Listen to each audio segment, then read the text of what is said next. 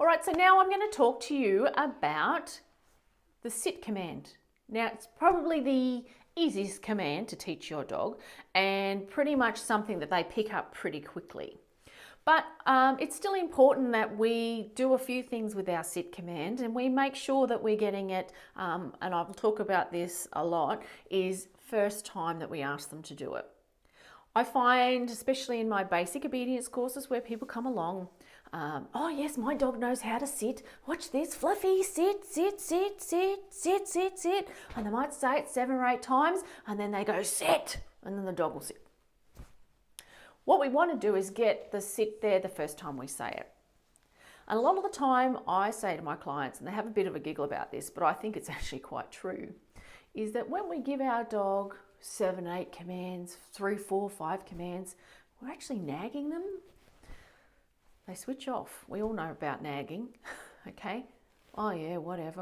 And then all of a sudden that emotion kicks in, or you sound a little bit cranky and they go, whoops, now I need to listen. So what we want to do is start getting our dog to do the commands that we ask them to do first time.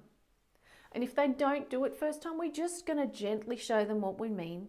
And I guarantee you do this a few times, soon enough they're going to go, oh yeah, that's right, I have to do it first time. So when we're doing the sit command, I find when I do all my training that's the dog is on our left side. Okay, so we in Australia, we work our dogs on the left side and we use our left foot when we step off. And every time we step off, dog comes with us on the left foot, because when we do stay later on, which I'll explain, we step off on our right foot. But let's say we're heeling our dogs and we have them nicely next to us. For the sit command, what I like to do is put all the lead in my left hand.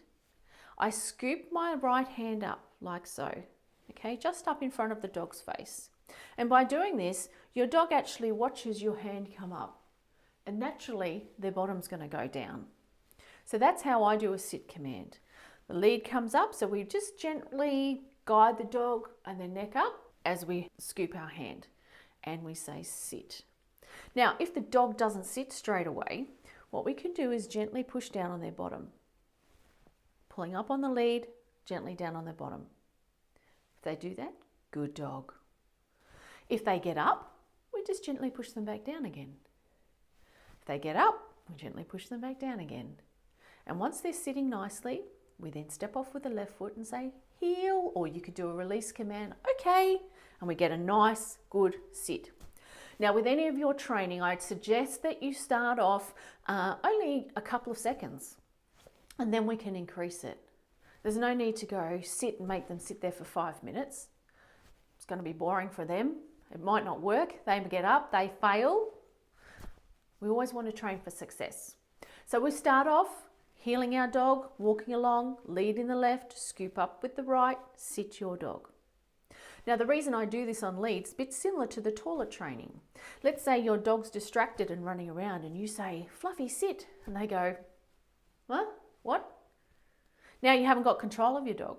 How are you going to get to them to make them sit? And you approach them and they jump around and it's like, oh, were we playing? What? Huh? So if you want to get your commands nicely to start with, use the lead. Show them what you want. And then you can start progressing. Longer time, longer distance. And when you're getting it really good, then throw in a sit when they're off lead. But make sure they're paying attention to you, because if they're not listening, they're not going to hear you, they're not going to want to do what you've asked. Another easy way of doing the sit, of course, is with the treat.